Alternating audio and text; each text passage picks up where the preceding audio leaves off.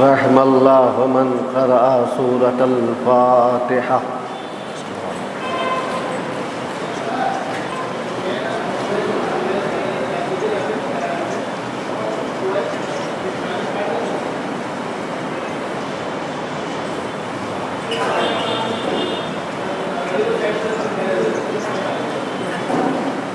رب اعوذ بك من همزات الشياطين واعوذ بك رب ان يحضرون. لا حول ولا قوة الا بالله العلي العظيم. حسبنا الله ونعم الوكيل ونعم المولى ونعم النصير. بسم الله الرحمن الرحيم. الحمد لله الذي علا بحوله ودنا بطوله، مانح كل غنيمة وفضل، وكاشف كل عظيمة وعزل. أحمده على عواطف كرمه وسوابغ نعمه، وأؤمن به أولا باديا، واستهديه قريبا هاديا، واستعينه قادرا قاهرا، وأتوكل عليه كافيا ناصرا. والصلاة والسلام والتحية والإكرام على النبي الأمي المكي المدني الهاشمي، سيدنا ونبينا وشفيع ذنوبنا وحبيب قلوبنا وطبيب نفوسنا، مولانا ومولى الثقلين جد الحسن والحسين، الذي سمي في السماء بأحمد وفي الأرضين بأبي القاسم محمد. اللهم صل على محمد وآله الطيبين الطاهرين المعصومين المظلومين المنتجبين المنتخبين، واللعنة الدائمة الباقية على أعدائهم أجمعين من الآن إلى صباح يوم الدين. أما بعد، فقد قال الله تبارك وتعالى في كتابه المبين والقرآن المجيد. بسم الله الرحمن الرحيم. يا أيها الذين آمنوا كتب عليكم الصيام كما كتب على الذين من قبلكم لعلكم تتقون. آپ سب سے گزارش کی جاتی ہے ایک مرتبہ سورہ حمد اور 3 مرتبہ سورہ اخلاص کی تلاوت فرما کر اختر امام مرحوم ابن خورشید حسین اور عابد علی مرحوم ابن عامر علی کی روح کو مل جائے.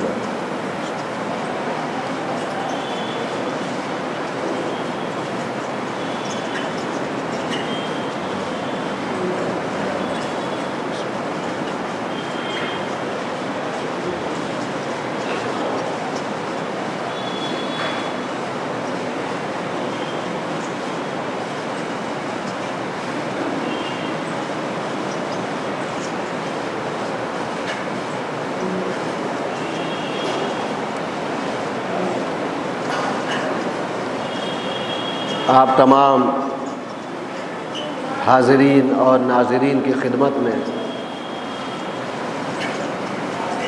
یوم حزن، روز غم، یعنی جناب خدیجہ کی وفات و رحلت کے سلسلے سے تسلیت اور تعزیت پیش کرتا ہوں، اور آپ سب کی جانب سے بالخصوص امام زمانہ کی خدمت میں اس روز غم کی مناسبت سے تسلیت اور تعزیت پیش کرتے ہیں۔ یہ دن بڑا المناک دن، بڑا غم کا دن، اور یہ اتنا بڑا سوگ کا دن ہے کہ صرف اس دن کو نہیں، ہمارے نبی نے پورے سال کو عام الحزن قرار دیا۔ پورا سال گریے کا سال، پورا سال ماتم کا سال، پورا سال عزاداری کا سال، کس کی یاد میں؟ جناب خدیجہ اور جناب ابو طالب جیسے محسنین اسلام کی یاد۔ پیغمبر اکرم نے سنت قائم کی کہ جب اسلام کا محسن یا اسلام کی محسنہ اس دنیا کو الوداع کہیں تو غم منانا بدعت نہیں ہے بلکہ سنت رسول ہے۔ یہیں سے ہمیں حوصلہ ملتا ہے کہ ہم تمام محسنین اسلام کا غم منائیں اور دنیا کو بتائیں کہ اسلام پر کیا احسان ہے ان کا۔ اور تمام محسنین اسلام میں سب سے پہلی محسنہ کا نام خدیجہ ہے، سب سے پہلی مومنہ کا نام بھی خدیجہ ہے اور محسنہ کا نام بھی خدیجہ ہے۔ ام المومنین، تمام ازواج رسول میں جو سب سے پہلی زوجہ ہے، جو سب سے پہلی مومنین کی ماں ہے، اسے خدیجہ کہا جاتا ہے۔ قرآن نے ان افراد کا بڑا مرتبہ بیان کیا ہے جو سبقت لے جانے والے ہیں۔ ایک ہم اور آپ ہیں کہ مسلمان ہیں، کلمہ پڑھتے ہیں، لیکن ہمارا ان کے مقابلے میں کوئی شمار نہیں ہے، کوئی درجہ نہیں ہے، اس لیے کہ ہم اس وقت ایمان لائے ہیں جب اسلام ہر طرف پھیل چکا تھا، جب اسلام کی حکومت قائم ہو چکی تھی، جب اسلام زبردست ہو چکا تھا، جب اسلام ہو چکا تھا، ہر طرف اسلام کا ڈنکا بج رہا تھا۔ ہمارا اس مومنہ کے ایمان کے مقابلے میں ہمارے ایمان کی کوئی حیثیت نہیں، اس لیے کہ وہ اس وقت ایمان لائی تھی جب گمان بھی نہیں تھا کہ اسلام پوری دنیا پر غالب ہوگا۔ کتنوں کے گمان میں یہ تھا کہ اسلام مغلوب ہو جائے گا، اسلام ختم ہو جائے گا، مسلمان نیست و نابود ہو جائیں گے، اسی لیے ایمان نہیں لاتے تھے۔ کتنے تو اسلام کی بالادستی کے بعد اسلام لائے ہیں، وہ بھی حرص میں اسلام لائے ہیں، لالچ میں اسلام لائے ہیں کہ اب اسلام نہ لائے تو جائیں گے کہاں؟ اب اگر اسلام نہ لائے تو جائیں گے کہاں؟ قرآن نے کہا لا یستوی منکم من انفق من قبل الفتح وقاتل اولئک اعظم درجۃ من الذین انفقوا من بعد وقاتلوا۔ وہ انفاق کرنے والے اور وہ جہاد کرنے والے برابر نہیں ہیں، لا یستوی۔ وہی الفاظ ہیں جو لا یستوی الاعمی والبصیر میں ہے کہ اندھے اور دیکھنے والے برابر نہیں ہو سکتے، بینا اور نابینا برابر نہیں ہو سکتے۔ کہ لا یستوی، برابر نہیں ہو سکتے، مساوی نہیں ہو سکتے۔ کون؟ من انفق من قبل الفتح، جو فتح سے پہلے، کامیابی سے پہلے، جو غالب آنے سے پہلے، فتح مکہ سے پہلے جنہوں نے انفاق کیا ہے اور جہاد کیا ہے، اسلام کو پھیلانے میں کوشش کی ہے، کس کے برابر نہیں ہو سکتے؟ ان لوگوں کے برابر اولئک اعظم درجۃ من الذین انفقوا من بعد وقاتلوا۔ ان کا درجہ ان کے درجے سے بہت زیادہ عظیم ہے، جو بعد میں انفاق کر رہے ہیں، جو بعد میں کلمہ پڑھ رہے ہیں، جو بعد میں جہاد کر رہے ہیں، اس لیے کہ انہوں نے پہلے جہاد کیا ہے، فتح مکہ سے پہلے انفاق کرنے والوں کا درجہ بہت عظیم ہے، فتح مکہ سے پہلے جہاد کرنے والوں کا درجہ بہت اعلیٰ و عرفہ ہے۔ جو فتح مکہ کے بعد ایمان لائے ہیں، جہاد کیا ہے، انفاق کیا ہے، ان کے درجے اور ان کے درجے میں کوئی مقابلہ نہیں ہے۔ قرآن نے فتح مکہ کے قبل کی بات کی ہے، قبل از فتح مکہ جنہوں نے انفاق کیا ہے راہ خدا میں، جب وہ برابر نہیں ہو سکتے، جب ان کا درجہ عظیم ہے، تو وہ جو بعثت اسلام سے پہلے انفاق کر رہی ہو، جو اعلان رسالت سے پہلے اپنا سارا مال محمد کی راہ میں قربان کر رہی ہو، خدا کے دین کی نصرت میں اپنا سارا مال دے رہی ہو، اس کا کیا مرتبہ ہو سکتا ہے؟ اس کے مرتبے سے کسی کے مرتبے کو مقایسہ نہیں کیا جا سکتا، اس لیے کہ جتنے کلمہ پڑھنے والے ہیں، جتنے انفاق کرنے والے ہیں، جتنے مسلمان ہیں، سب جناب خدیجہ کے مال کے بعد مسلمان ہوئے ہیں۔ اگر مال خدیجہ سے اسلام غنی نہ ہوتا تو سب اسلام کو فقیر دیکھ کر دور ہی رہتے، اسلام سے قریب نہ آتے۔ اسلام کو جب غنی دیکھا ہے، وَوَجَدَكَ عَائِلًا فَأَغْنَىٰ، اے میرے حبیب ہم نے آپ کو عیال دار پایا۔ عیال سے مراد ضرورت مند، محتاج۔ جب ہم نے آپ کو تنگ دست پایا تو فَأَغْنَىٰ بِمَالِ خدیجہ، مفسرین نے بتایا اس کی تفسیر یہ ہے کہ اللہ نے مال خدیجہ کے ذریعے اپنے نبی کو غنی بنا دیا، اپنے نبی کو غنی بنا دیا۔ بھائی بنایا گیا کس سے؟ مال خدیجہ کے وسیلے سے۔ اسلام اگر غنی بنا ہے تو مال خدیجہ کے وسیلے سے، مال خدیجہ کے توسط سے بنا ہے۔ کتنا پاک و پاکیزہ مال خدیجہ ہوگا جسے اللہ اپنا مال کہہ رہا ہے۔ اللہ اکبر، طہارت خدیجہ، طہارت مال خدیجہ ایک ہمارا اور آپ کا مال ہے جو مشکوک ہے۔ ہم راہ خدا میں اگر مال دیں، کوشش ہے اور حکم بھی یہی ہے کہ طاہر مال دیا جائے، پاک و پاکیزہ مال دیا جائے۔ اللہ اکبر، لیکن پھر بھی ہم یہ نہیں کہہ سکتے یہ اتنا پاک و پاکیزہ ہے کہ جو راہ خدا میں دیے جانے کے قابل ہے، لیکن اللہ اکبر، مال خدیجہ اتنا پاک تھا۔ ہمارا جو مال ہے، کسی کے پاس لاکھ ہے، کسی کے پاس کروڑ ہے، کسی کے پاس 1000 ہے، کسی کے پاس 100 ہے، تو وہ سب کی گارنٹی نہیں لے سکتا۔ جب دین کے لیے مال خرچ کرنے کا مسئلہ آتا ہے تو انسان پورا کا پورا نہیں دیتا، اس میں سے تھوڑا دیتا ہے جس پر اسے یقین ہو یا کم از کم زیادہ گمان ہے طہارت کا۔ کسی کا مال، ہم اور آپ میں کسی کا مال پورا کا پورا پاک نہیں ہے۔ ہم اگر دینا بھی چاہیں راہ خدا میں تو پورا نہیں دے سکتے، اس لیے کہ پورا پاک ہے کہ نہیں ہمیں پتہ نہیں ہے۔ ہم اگر لاکھ والے ہیں تو اس میں سے 1000 دیں گے، اگر کروڑ والے ہیں تو اس میں سے 1000 دیں گے، اگر 100 والے ہیں تو اس میں چند روپیہ دیں گے۔ مال خدیجہ کتنا طیب و طاہر تھا۔ خدیجہ نے 2 طرح کا مال نہیں بنایا کہ ایک محمد کی راہ میں قربان کرے، ایک الگ کر دے۔ جتنا مال تھا سب محمد کی راہ میں قربان کر دیا، یعنی جتنا مال خدیجہ تھا سب پاک تھا، سب طاہر تھا۔ جتنا مال خدیجہ تھا سب پاک تھا، سب طاہر تھا، محمد کی راہ میں قربان کر دیا۔ اور کیوں نہ ہو، خدیجہ کا مال اگر طاہر نہ ہوگا، وہ بھی دور جاہلیت میں، اگر خدیجہ کا مال پاک نہ ہوگا تو کس کا مال پاک ہوگا؟ جناب خدیجہ کا شرف یہ ہے، دور جاہلیت میں جہاں عورتوں کی عفت داغدار ہوا کرتی تھی، عفیف و پاکیزہ خواتین بہت کم ہوا کرتی تھی، اس دور میں بھی، دور جاہلیت میں بھی خدیجہ کو دشمنوں نے بھی طاہرہ کہا ہے۔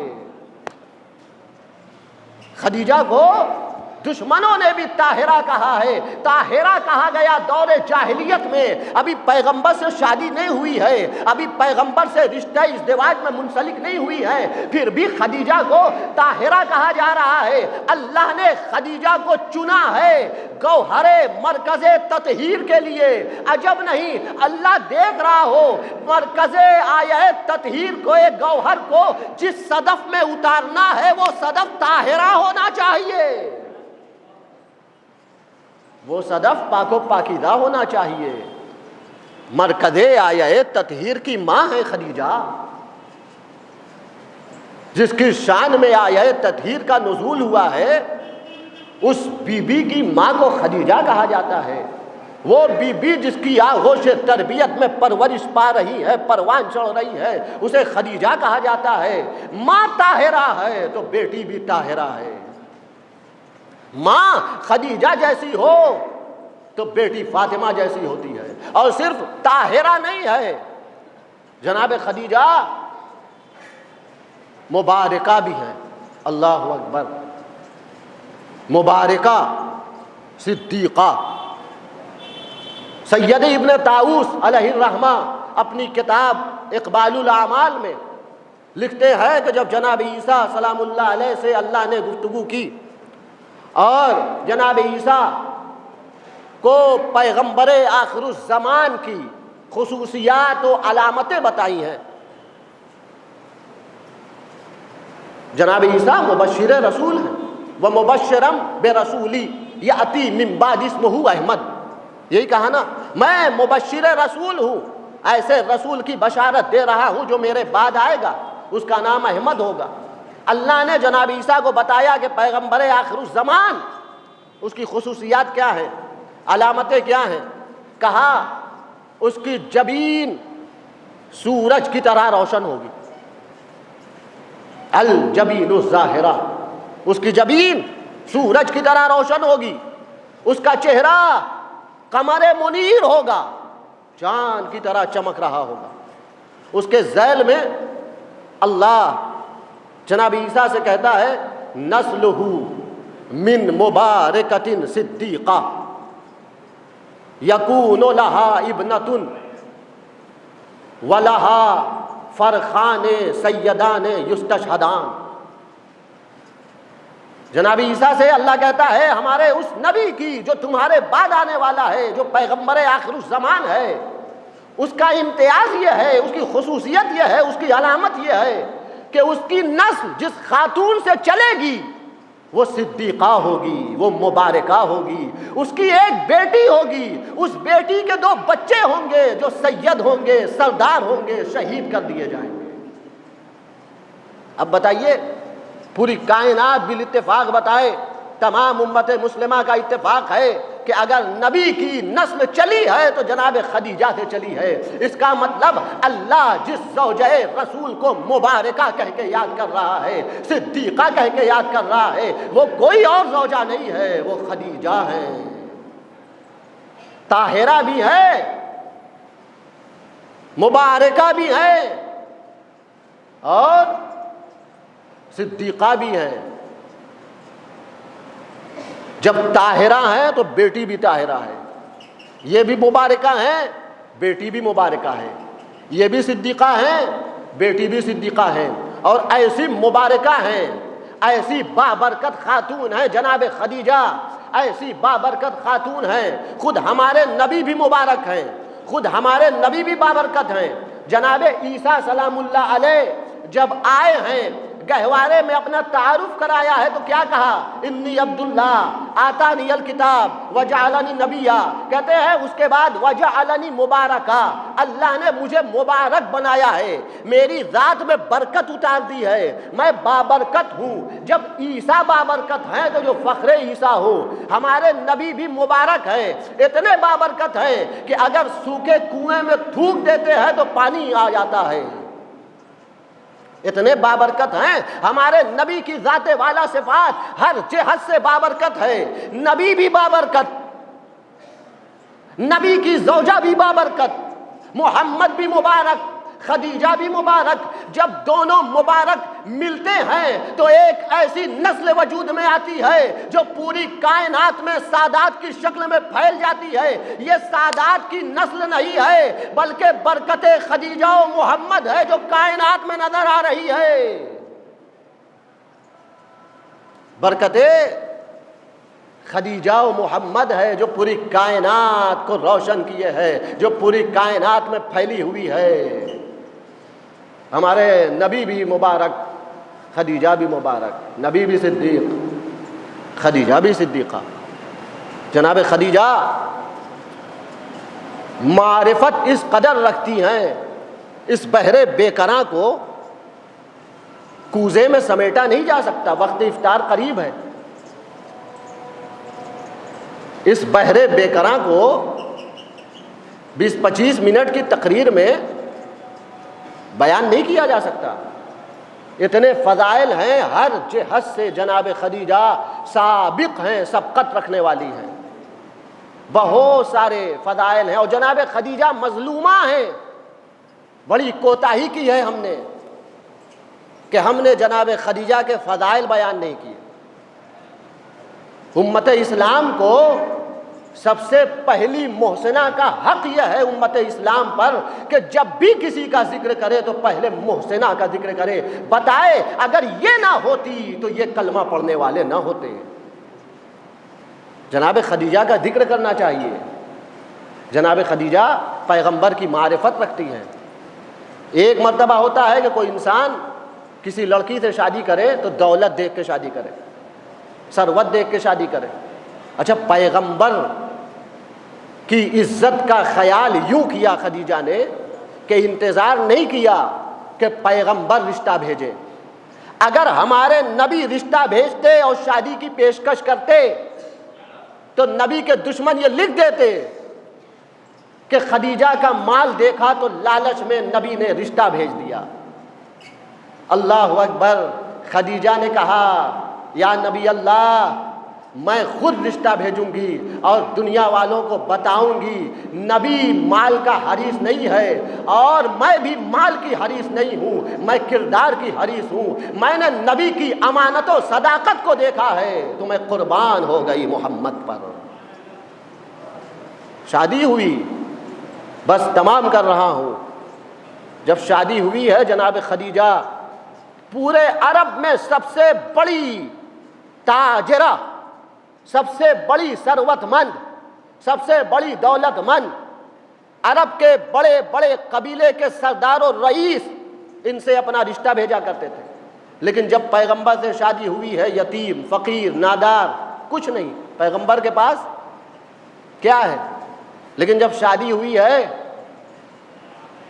تو جناب خدیجہ نے کہا یا سیدی، اے میرے سید و سردار، بیتی بیتک وَأَنَا جَارِيَتُكَ، میرا گھر آپ کا گھر ہے اور میں آپ کی ایک کنیز ہوں۔ اللہ اکبر۔ جو ملکۃ العرب ہو جب محمد کے دروازے پر آتی ہے تو خود کو کنیز بتاتی ہے۔ یہ عرفان محمد ہے کہ جب کوئی دروازے محمد پر آئے تو خود کو غلام سمجھے، خود کو کنیز سمجھے۔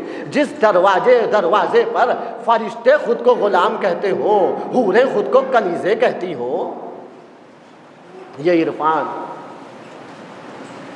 پوری زندگی پیغمبر کا ساتھ دیا۔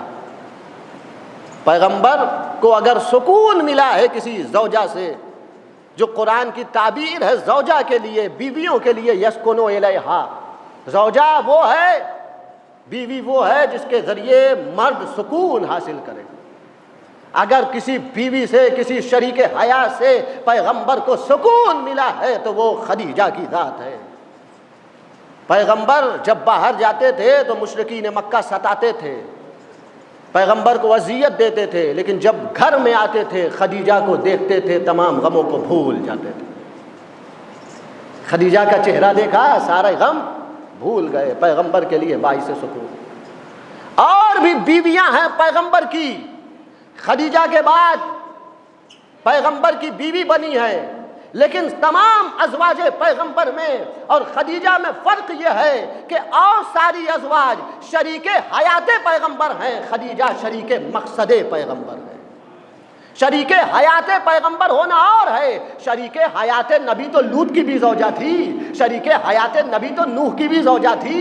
شریک حیات ہونا کمال نہیں ہے، شریک مقصد ہونا کمال ہے۔ اور اس طرح مقصد میں شریک رہی، آخری وقت آ گیا، خدیجہ سب کچھ راہ اسلام میں قربان کر دیا، نبی سے کچھ نہیں مانگا۔ آپ جناب سیدہ کے لیے سنتے ہیں نا، اپنے شوہر نامدار امیر المومنین سے کچھ طلب نہیں کیا، یہ کس کی بیٹی ہے؟ اسی غیرت دار و خوددار خدیجہ کی بیٹی ہے نا۔ خدیجہ نے بھی کچھ طلب نہیں کی، آخری وقت آ گیا، کچھ نہیں مانگا، کچھ نہیں مانگا، رسول سے چند وصیتیں کی، کل میں نے چند وصیتیں بیان کی تھی، آخر میں کہتی ہیں اے میرے والی و وارث، میں اپنی بیٹی فاطمہ سے کچھ کہنا چاہتی ہوں، تنہائی میں فاطمہ سے کچھ کہنا چاہتی ہوں۔ اللہ اکبر، کچھ نہیں مانگا، کچھ نہیں مانگا، ابھی کچھ مانگنا چاہتی ہے لیکن اتنی غیرت دار و خوددار ہے خدیجہ کے شوہر سے نہیں مانگتی، شرم آتی ہے، میں محمد سے مانگوں تو کیسے مانگوں؟ اللہ اکبر، اپنی 5 سال کی بیٹی کو بلایا اور کہا ہے فاطمہ جب میں اس دنیا سے چلی جاؤں نا، اپنے بابا سے کہیے گا، اپنے بابا سے کہیے گا وہ چادر، وہ ردا جو وقت وحی پیغمبر کے دوش پر ہوتی تھی، اسی چادر کا مجھے کفن دے، اسی چادر کا مجھے کفن دے۔ اللہ اکبر، جیسے ہی اللہ نے یہ سنا فوراً جبریل کے ذریعے جنت کا کفن بھیج دیا، جبریل جنت کا کفن لے کے آیا، یا رسول اللہ یہ خدیجہ کا کفن ہے، جناب خدیجہ کو کفن دیا گیا۔ اللہ اکبر، 2 کفن ملے، ایک پیرہان پیغمبر بھی ملا، ایک جنت کا کفن ملا۔ رسول اللہ نے جناب خدیجہ کو جنت المعلی میں دفن کر دیا، مکے میں دفن کر دیا، اور اتنا چاہتے تھے جناب خدیجہ کو کہ قبر میں اتارنے سے پہلے قبر میں خود اترے، جناب خدیجہ کی قبر میں لیٹ گئے۔ اللہ اکبر، جب جناب خدیجہ کو دفن کیا ہے، آپ ذرا تصور کریں کتنی تکلیف ہوئی ہوگی۔ اللہ اکبر، رسول کے ساتھ جو بیوی ہمیشہ شریک مقصد بن کر رہی ہے، اسی لیے تو نبی نے پورے سال کو ام الحسن قرار دیا ہے۔ ہمیشہ میرے نبی خدیجہ کو یاد کرتے تھے، خدیجہ کو دفن کر دیا، خدیجہ کو دفن کر دیا۔ میں کہوں گا یا رسول اللہ مجھے معاف کیجئے گا، آپ کی شریک حیات خدیجہ جیسی بیوی اس دنیا سے گئی، آپ نے خود قبر میں اتارا، لیکن آپ کی بیوی کی پسلیاں تو نہیں ٹوٹی تھی، ارے چہرے پہ تماچے کا داغ تو نہیں تھا۔ ہائے فاطمہ، ہائے علی نے جب اپنی بیوی کو قبر میں اتارا ہے، پسلیاں شکستہ ہے، چہرے پہ تماچے کا داغ ہے، بازوؤں پہ ورم ہے۔ اللہ اکبر، بس مجلس تمام ہے، آزادارو، جناب خدیجہ کو دوہرا کفن ملانا، ایک پیرہان پیغمبر ملا، ایک کفن جنت ملا۔ اے خدیجہ آپ بڑی خوش نصیب ہیں، آپ کو دوہرا کفن ملا۔ یہ گھرانہ ہی ایسا ہے کہ جنت سے کفن آتا ہے۔ خدیجہ کے لیے جنت سے کفن آیا، علی کے لیے جنت سے کفن آیا، سیدہ کے لیے جنت سے کفن آیا، حسن کے لیے جنت سے کفن آیا۔ ہائے حسین، ہائے غریب الوطن حسین، ہائے بے کفن حسین۔ صرف یہ نہیں کہ کفن نہیں ملا، بلکہ جو لباس جسم پر تھا ظالم وہ لباس بھی لوٹ لے گئے، کوئی کمر کا پٹکا لے گیا، ارے ایک ظالم انگوٹھی لے گیا، لیکن انگوٹھی اتار کر نہیں لے گیا، میرے حسین مظلوم کی انگلی کاٹ لی۔